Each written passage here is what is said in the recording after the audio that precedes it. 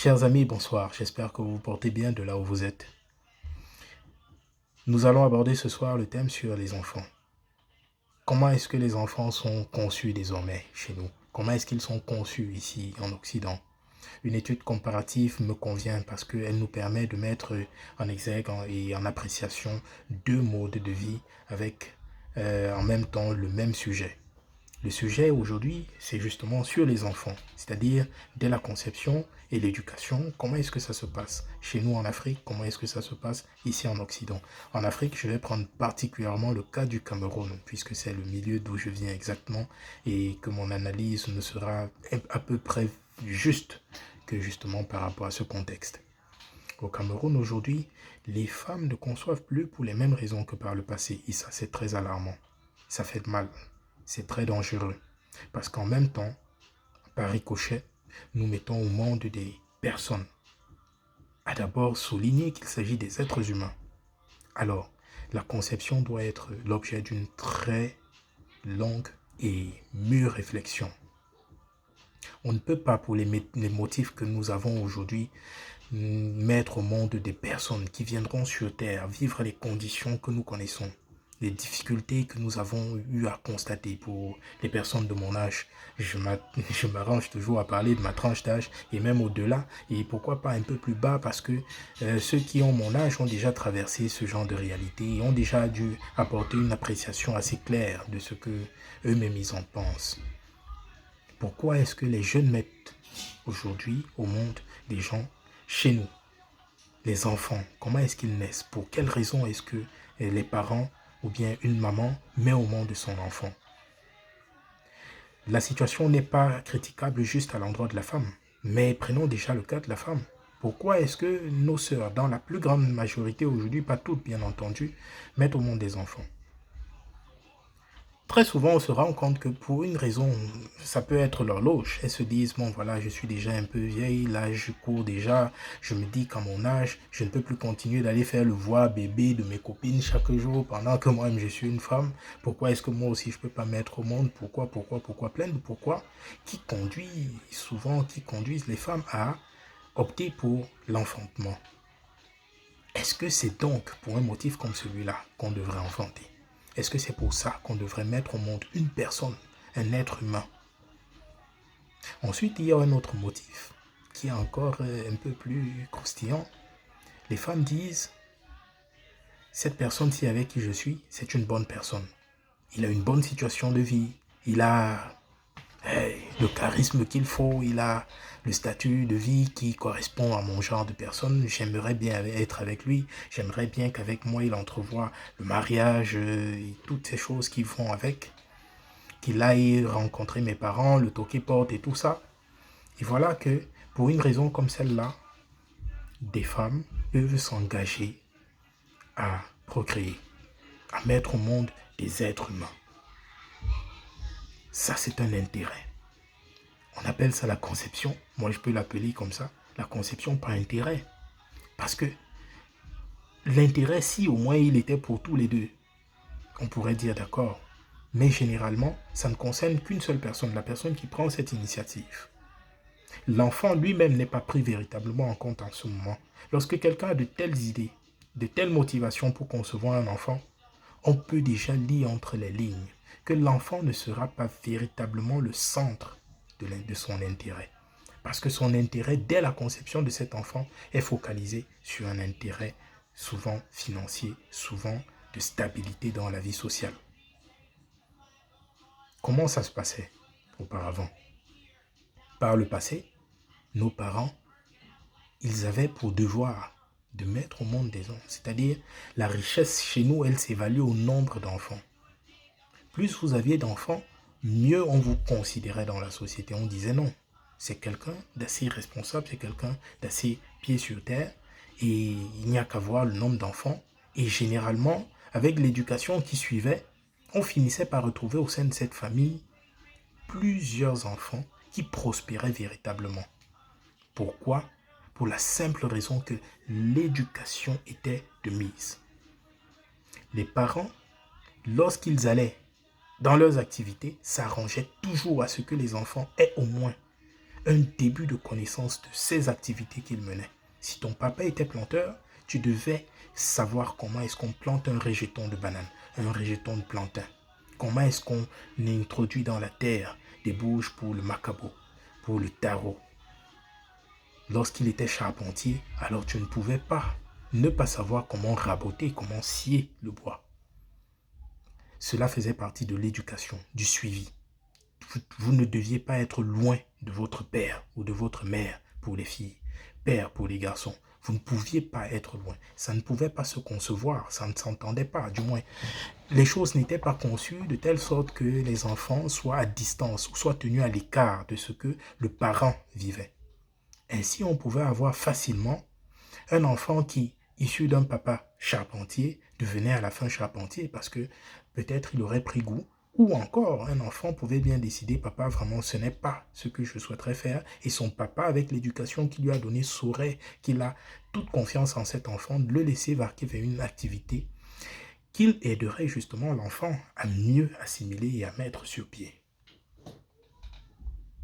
En quoi est-ce qu'à ce moment-là, l'intérêt de la femme qui veut rester avec un homme ou vice-versa prendrait le dessus sur l'éducation? Comment est-ce que quelqu'un qui s'engage à faire un enfant par intérêt saura conserver l'éducation au centre de tout pour cet enfant? Ce serait trop difficile à faire. Ça fait donc qu'à des moments, nous avons des éducations telles que nous pouvons constater. Je vous promets que je ne saurais faire le tour. Il y a tellement à dire à ce sujet-là, mais je crois qu'en restant ne serait-ce qu'à ce niveau, ça se comprend déjà. J'aurai l'occasion de revenir encore plus en détail dans des prochaines vidéos sur ce que je pense davantage de cet état de course. Nous allons parler ensuite maintenant de comment est-ce que ça se passe en Occident. En Occident, ce n'est pas très différent. Croyez-moi, il se pourrait même, selon certaines appréciations, que ce soit pire. Pour quelle raison est-ce que les femmes ici mettent au monde des personnes, des enfants? Ils passent aussi par là des allocations, la recherche d'allocations familiales.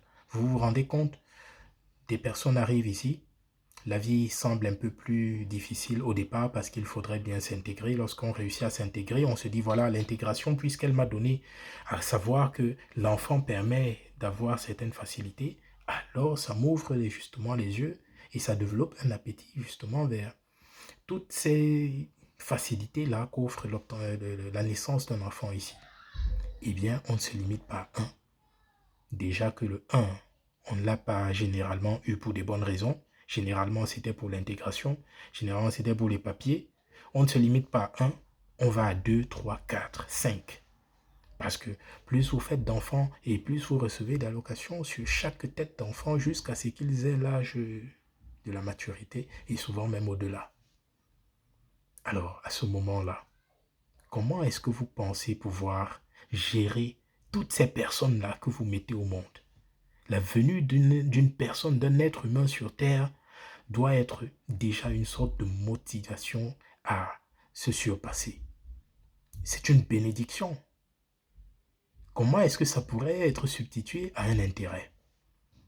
Parce que là encore, il s'agit d'un intérêt. Comment est-ce que ça se passe donc maintenant pour ces enfants-là? Les voilà, ils naissent. Pour le cas du Cameroun, le parent qui finit par soupçonner la supercherie, commence à battre de l'aile, la relation elle aussi, et les enfants se retrouvent au milieu, n'ayant pas la politique de leurs moyens, ils sont nés sans demander à venir au monde. Ils ne savent même pas comment est-ce qu'on fait pour se battre pour ceux qui sont encore en bas âge. Ils commencent à subir la rigueur de la vie, de la séparation des parents. Une fois de plus. Ils se retrouvent à s'accrocher à n'importe quelle compagnie qui passe par là. Et c'est comme ça que partout, surtout en France, on assiste à la naissance des wesh. La génération wesh. La génération wesh, c'est-à-dire quand ils parlent, ils ne passent pas une phrase qu'ils puissent formuler comme ça sans qu'il n'y ait wesh à l'intérieur. Soit au début, soit au milieu, soit à la fin. Ça dénote de beaucoup de négligence de la part des parents. Les parents ne sont plus au contrôle. Aujourd'hui, nous avons déjà des bars où on écrit en titre regroupement des mangues non mûres. Ça veut dire quoi, mangue non mûre? Ça veut tout simplement dire que les jeunes filles qui n'ont pas encore l'âge de de la maturité, qui sont encore toutes pubertes, mais là, vraiment pubertes en bas âge, les mangues non mûres. On a des bars comme ça, des snacks, où il y a ce genre de regroupement et où de grandes personnes viennent profiter de cette naïveté. Pourquoi est-ce qu'on a ce genre de cas? Parce que les parents ont abandonné leurs responsabilités. Chers parents, chers frères, chères sœurs, sachons toujours raison garder. Sauvegardons toujours l'essentiel. On ne saurait mettre au monde des personnes pour les négliger, parce que c'est de là que part notre richesse. La richesse de tout être humain sur terre est de savoir qu'à son départ de cette terre, il aura laissé un héritage. L'héritage de nos parents est évident, mais le nôtre est en pleine souffrance. Lorsque nous avons nos enfants, nous ne prenons pas véritablement soin d'eux. Nous les abandonnons dans leurs études, dans la recherche du travail, dans leur éducation à la base.